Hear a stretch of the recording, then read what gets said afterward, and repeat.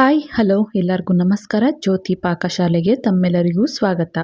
ನಾನು ಈ ದಿನ ತುಂಬಾ ಸುಲಭ ವಿಧಾನದಲ್ಲಿ ಟೊಮೆಟೊ ಉಪ್ಪಿನಕಾಯಿ ಮಾಡುವ ವಿಧಾನ ತೋರಿಸ್ಕೊಡ್ತಾ ಇದ್ದೇನೆ. ಇದಕ್ಕೆ ಬಿಸಿಲಿನ ಅವಶ್ಯಕತೆ ಇಲ್ಲ. ತುಂಬಾ ಸಿಂಪಲ್ಲಾಗಿ ಈ ಟೊಮೆಟೊ ಉಪ್ಪಿನಕಾಯಿನ ಮಾಡ್ಕೊಳ್ಬೋದು. ಈ ರೀತಿ ಉಪ್ಪಿನಕಾಯಿನ ಮಾಡಿ ನಾವು 6 ತಿಂಗಳಿಂದ 1 ವರ್ಷದ ತನಕ ಸ್ಟೋರ್ ಮಾಡಿ ಇಡ್ಬೋದು.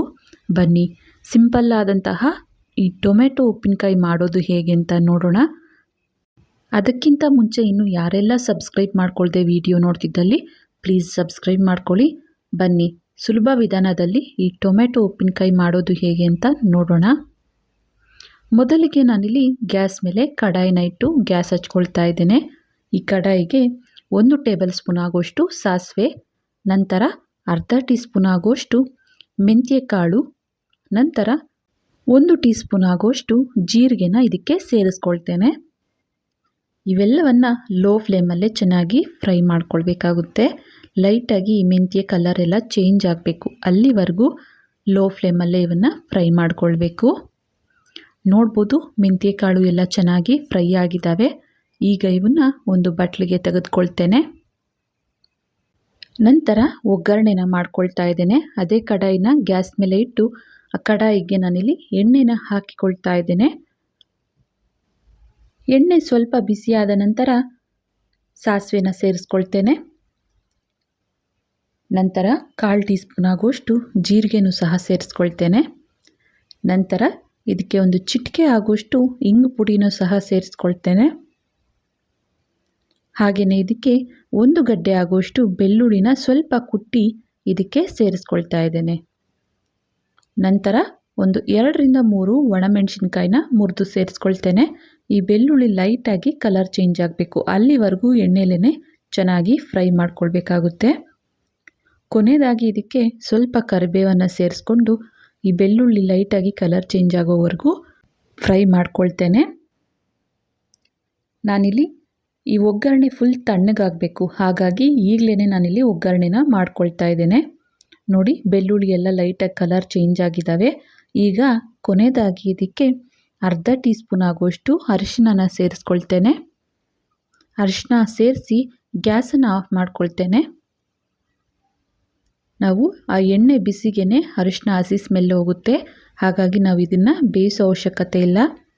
ಈ ಒಗ್ಗರಣೆ ಫುಲ್ ತಣ್ಣಗಾಗಬೇಕು. ಇದನ್ನು ಸೈಡಿಗೆ ತೆಗೆದಿಕ್ತೇನೆ. ನಂತರ ಅರ್ಧ kg ಆಗುವಷ್ಟು ಚೆನ್ನಾಗಿ ಹಣ್ಣಾಗಿರುವಂತಹ ಟೊಮೆಟೊನ ಈ ರೀತಿ 4 ಭಾಗ ಆಗಿ ಕಟ್ ಮಾಡಿ ಸೈಡ್ಗೆ ಇಟ್ಟಿದ್ದೇನೆ. ಹಾಗೆಯೇ ಚಿಕ್ಕ ನಲ್ಲಿಕಾಯಿ ಗಾತ್ರದಷ್ಟು ಹುಣಸೆ ಹಣ್ಣನ್ನು ಸಹ ನಾನಿಲ್ಲಿ ಈ ಟೊಮೆಟೊ ಜೊತೆಗೇ ಸೇರಿಸ್ಕೊಂಡಿದ್ದೇನೆ. ಈಗ ಇವೆರಡನ್ನು ನಾನಿಲ್ಲಿ ಮಿಕ್ಸಿ ಜಾರಿಗೆ ಹಾಕಿಕೊಳ್ತಾ ಇದ್ದೇನೆ. ಇದನ್ನು ನುಣ್ಣಗೆ ರುಬ್ಕೊಂಬರ್ತೇನೆ.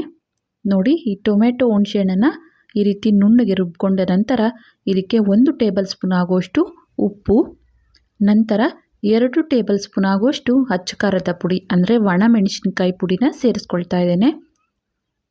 ಖಾರ ನೋಡಿಕೊಂಡು ನೀವು ಎಷ್ಟು ಬೇಕು ಅಂತ ಅಷ್ಟು ಖಾರದ ಪುಡಿನ ಬಳಸ್ಕೊಳ್ಬೇಕಾಗುತ್ತೆ. ಮತ್ತೊಮ್ಮೆ ಇದನ್ನು ನುಣ್ಣಗೆ ರುಬ್ಕೊಂಬರ್ತೇನೆ.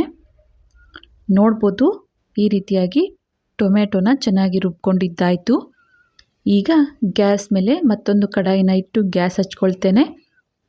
ಈ ಕಡಾಯಿಗೆ ಸ್ವಲ್ಪ ಎಣ್ಣೆನ ಸೇರಿಸ್ಕೊಳ್ತೇನೆ. ಎಣ್ಣೆ ಸ್ವಲ್ಪ ಬಿಸಿಯಾದ ನಂತರ ಇದಕ್ಕೆ ನಾನು ರುಬ್ಬಿರುವಂತಹ ಈ ಟೊಮೆಟೊ ಪೇಸ್ಟನ್ನು ಸೇರಿಸ್ಕೊಳ್ತಾ ಇದ್ದೇನೆ. ರುಬ್ಬಿರುವಂತಹ ಈ ಟೊಮೆಟೊ ಪೇಸ್ಟನ್ನು ಸೇರಿಸಿ ಯಾವುದೇ ಕಾರಣಕ್ಕೂ ನೀರು ಹಾಕೋ ಅವಶ್ಯಕತೆ ಇಲ್ಲ. ಈ ಎಣ್ಣೆಯಲ್ಲೇ ನಾವು ಈ ಪೇಸ್ಟನ್ನು ಚೆನ್ನಾಗಿ ಕುದಿಸ್ಕೊಳ್ಬೇಕಾಗುತ್ತೆ. ನಾವು ನೀರು ಹಾಕಿದ್ದೀವಿ ಅಂದರೆ ಜಾಸ್ತಿ ಹೊತ್ತು ಕುದಿಸ್ಕೊಳ್ಬೇಕಾಗುತ್ತೆ. ಹಾಗೆಯೇ ಈ ಉಪ್ಪಿನಕಾಯಿನ ಜಾಸ್ತಿ ದಿನ ಸ್ಟೋರ್ ಮಾಡಲಿಕ್ಕೆ ಆಗಲ್ಲ. ಲಿಡ್ಡನ್ನು ಕ್ಲೋಸ್ ಮಾಡಿ 1-2 ನಿಮಿಷ ಇದನ್ನು ಕುದಿಸ್ಕೊಳ್ತೇನೆ. ನಂತರ ಮೊದಲಿಗೆ ನಾವು ಹುರಿದಂತಹ ಜೀರಿಗೆ, ಮೆಂತ್ಯ, ಸಾಸಿವೆನ ಚಿಕ್ಕ ಮಿಕ್ಸಿ ಜಾರಿಗೆ ಸೇರಿಸಿ ಇದನ್ನು ಆದಷ್ಟು ನುಣ್ಣಗೆ ಪೌಡರ್ ಮಾಡ್ಕೊಂಬರ್ತೇನೆ. ನೋಡ್ಬೋದು ಈ ರೀತಿಯಾಗಿ ಆದಷ್ಟು ನುಣ್ಣಗೆ ಇದನ್ನು ರುಬ್ಕೊಬೇಕಾಗುತ್ತೆ. ಇದನ್ನು ಮತ್ತೆ ಅದೇ ಬಟ್ಲಿಗೆ ತೆಗೆದುಕೊಳ್ತೇನೆ. ನೋಡ್ಬೋದು ಈ ಟೊಮೆಟೊ ಪೇಸ್ಟ್ ಚೆನ್ನಾಗಿ ಬೇಯ್ತಾ ಇದೆ. ಇದೇ ರೀತಿಯಾಗಿ ಆಗಾಗ ಕಲಿಸ್ತಾ ಈ ಮಿಶ್ರಣ ಗಟ್ಟಿ ಆಗೋವರೆಗೂ ಬೇಯಿಸ್ಕೊಳ್ಬೇಕಾಗುತ್ತೆ. ನೋಡಿ ಈ ರೀತಿಯಾಗಿ ಕಲಿಸ್ಕೊಳ್ತಾ ಇದನ್ನು ಕುದಿಸ್ಕೊಳ್ಬೇಕು. ಇನ್ನೂ ಸ್ವಲ್ಪ ಇದು ಬೇಯಬೇಕಿತ್ತು. ಮತ್ತೆ ಲಿಡ್ಡನ್ನು ಕ್ಲೋಸ್ ಮಾಡಿ ಮತ್ತೊಂದೆರಡು ನಿಮಿಷ ಬೇಯಿಸ್ಕೊಳ್ತೇನೆ.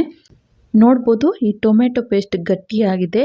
ಈ ಹದ ಬರೋವರೆಗೂ ಇದನ್ನು ಲೋ ಟು ಮೀಡಿಯಮ್ ಫ್ಲೇಮಲ್ಲೇ ಲಿಡ್ಡನ್ನು ಕ್ಲೋಸ್ ಮಾಡಿ ಬೇಯಿಸ್ಕೊಳ್ಬೇಕಾಗುತ್ತೆ.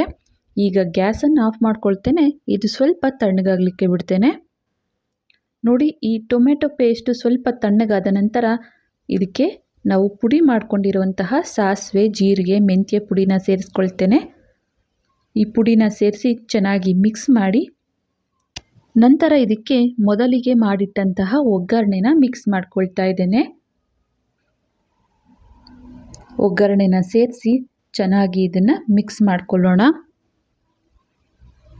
ನೋಡ್ಬೋದು ಎಷ್ಟು ಕಲರ್ಫುಲ್ ಆಗಿದೆ ಈ ಟೊಮೆಟೊ ಉಪ್ಪಿನಕಾಯಿ. ಬಿಸಿಲಿನ ಅವಶ್ಯಕತೆ ಇಲ್ಲ. ತುಂಬಾ ಸಿಂಪಲ್ಲಾಗಿ ಈ ಟೊಮೆಟೊ ಉಪ್ಪಿನಕಾಯಿನ ಮಾಡ್ಕೊಳ್ಬೋದು. ಇದನ್ನು ಒಂದು ಗ್ಲಾಸ್ ಜಾರಲ್ಲಿ ನಾವು 6 ತಿಂಗಳಿಂದ 1 ವರ್ಷದ ತನಕ ಸ್ಟೋರ್ ಮಾಡ್ಕೊಳ್ಬೋದು. ನೋಡ್ಬೋದು ನಾನಿಲ್ಲಿ ಈ ರೀತಿ ಗ್ಲಾಸ್ ಜಾರಲ್ಲಿ ಸ್ಟೋರ್ ಮಾಡ್ತಾ ಇದ್ದೇನೆ. ನೋಡಿದ್ರಲ್ಲ ಈ ಟೊಮೆಟೊ ಉಪ್ಪಿನಕಾಯಿ ಮಾಡುವ ವಿಧಾನ. ನಾನಿಲ್ಲಿ ಕಡಾಯಿಗೆ ಸ್ವಲ್ಪ ಬಿಸಿ ಇರುವಂತಹ ಅನ್ನನ ಸೇರಿಸಿ ಸ್ವಲ್ಪ ತುಪ್ಪನ ಸೇರಿಸಿ ಸರ್ವ್ ಮಾಡ್ತಾ ಇದ್ದೇನೆ. ತುಂಬ ಅಂದರೆ ತುಂಬಾ ಟೇಸ್ಟಿಯಾಗಿರುತ್ತೆ ಈ ಟೊಮೆಟೊ ಉಪ್ಪಿನಕಾಯಿ. ನೋಡಿದ್ರಲ್ಲ ತುಂಬಾ ಸುಲಭವಾಗಿ ಬಿಸಿಲಿನ ಅವಶ್ಯಕತೆ ಇಲ್ಲದೆ ಟೊಮೆಟೊ ಉಪ್ಪಿನಕಾಯಿ ಮಾಡುವ ವಿಧಾನ.